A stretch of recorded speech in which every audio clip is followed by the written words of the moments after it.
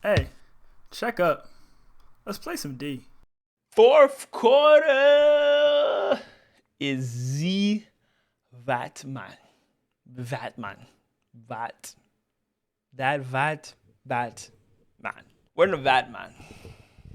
Opening week was good. 128 million.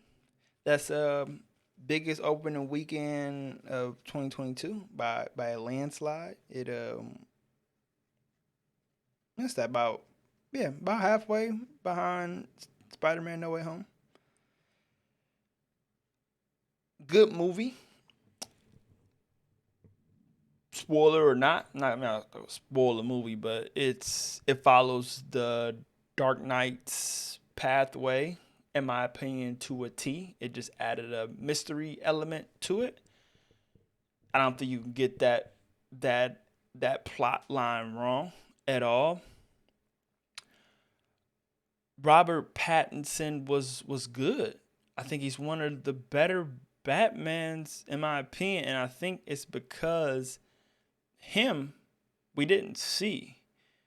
He was pretty much Batman the majority of the movie. We didn't see much of Robert Pattinson as Bruce Wayne, which I think will probably, be another one. We'll probably see a bunch of them, which will be a bit annoying. I think seeing Batman in the Batman was really, really good.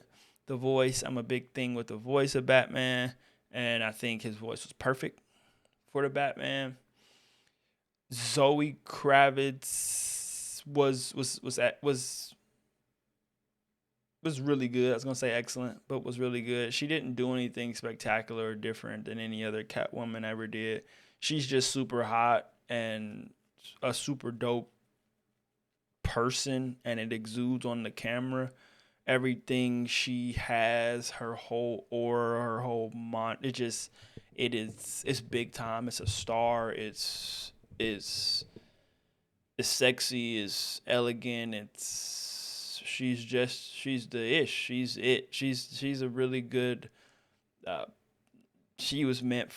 I think she was meant to be a star. I think she's meant for the screen, and I'm sure she's a dope person too. So she just fit right in. She just fit right in the movie.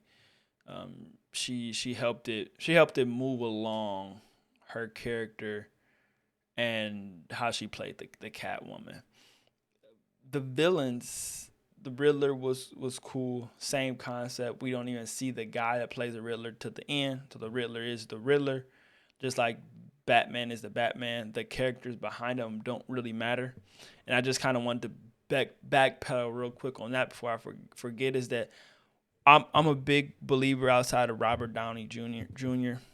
Which he was a big star when he did Iron Man, but I thought he fit Iron Man just so effortlessly that he's the only one that I can't really argue with. Maybe Hugh Jackman too, but I don't feel like Hugh was as big as like Robert is and and things of that nature, or the big star. I always feel like the Batmans, the Spider-Mans, the Wolverines, all the big superhero characters should be no name actors. I think those actors should, that's where they should get their start at, because nobody's coming to see. I don't think anybody's coming to see Robert Pattinson as the Batman. You're coming to see the Batman. You're going to see the superhero. You're going to see Spider-Man. You're going to see Black Panther. You're going to see like those characters, Captain Marvel. You don't really, as long as that person can act, speak honestly, you're good. You think about Bane, you think about Tom Hardy with Bane. You don't even know that's Tom Hardy. That could have been anybody. And honestly, we don't even, I'm sure you can research it, but the person that was doubling them probably was on screen way more than Tom Hardy was, unless Tom Hardy did all the stunts. So, was it Tom? Excuse me. Was it Tom Hardy? But we go to see the characters, not the actors. That's my just kind of off kilter there for a second. But yeah, that plot line worked. The Riddler played it well. It looks like there was a Joker at the end, which the Joker and the Riddler will be just mad havoc for the Batman, which in terms things makes me think that he'll get his sidekick. I think he'll get a Robin or somebody to help him along the way. Colin Farrell playing Penguin, had no clue it was him.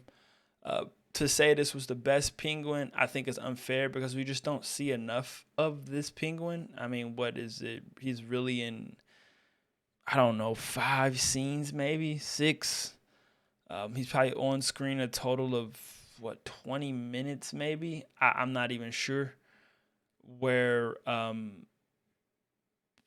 who played that original Penguin? Danny DeVito or whoever that is. I can't think of it. I'm not gonna look it up because I don't feel like it. But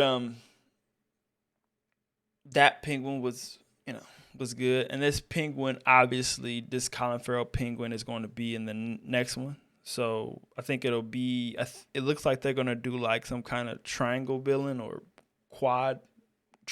Triangle villain maybe, like as in 3 villains, fighting for that circle of power. Batman's over, trying to make sure they they don't go crazy. This is in my opinion, the 11th Batman. I'm not counting Suicide Squad, Justice League, and Joker. I am counting the Lego Batman. I am counting Batman vs Superman, which was pathetic. This would be the 11th Batman, and I'll probably do a tier list of my top or my tier list of Batmans. But yeah, this is the 11th, and it's up there. I think it's one of the better ones. But as I reiterate once again, is that it does cheat a little bit. It cheats a lot of it, shall I say?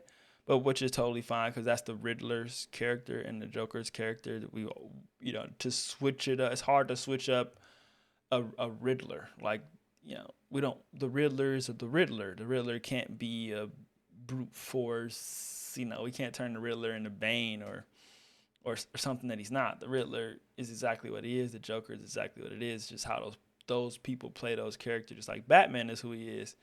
This Batman had a couple more tricks. He seemed like he was a little more powerful, in my opinion, than Christian Bale's and George Clooney's, which is cool. The emo side, people talk about the emo side of Batman. I don't know how emo he was. I thought everything seemed legitimate, how they told the story. The story was a little bit, they altered some things about, the story, but that corruption angle and Gotham and all that good stuff and Madison Square Garden ending and all that, they just switched up the spots and how things were, but overall it followed but I enjoyed it. As I've been griping on that 256, I think it's without the credits. I forgot what somebody said it was, but you do feel all of it for sure. Other thing real quick is that some people felt like they could have left some stuff out. I do not think you could have. I think you probably could have chopped a couple minutes off, maybe, but I feel like every scene was on purpose, in terms of character building to dialogue. Most scenes talked. There was some cinematics. You did see some cars, some cool features, and cool special effects features. And I think that's all part of the Batman. So I do think they did use the time wisely. I just think it's just long, and they're just always long. Could it have been cut? Sure, but how the story was told here, I think everything was necessary, and cutting things would have.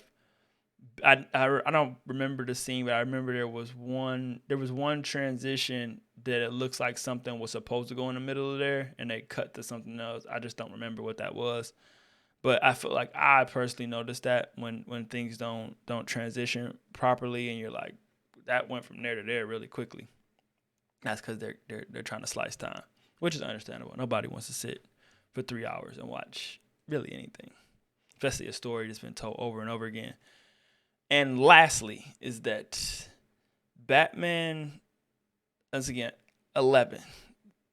I mean, I know there's multiple generations. I know more people want to see Batman and like to hear the Batman story, but I've really had enough.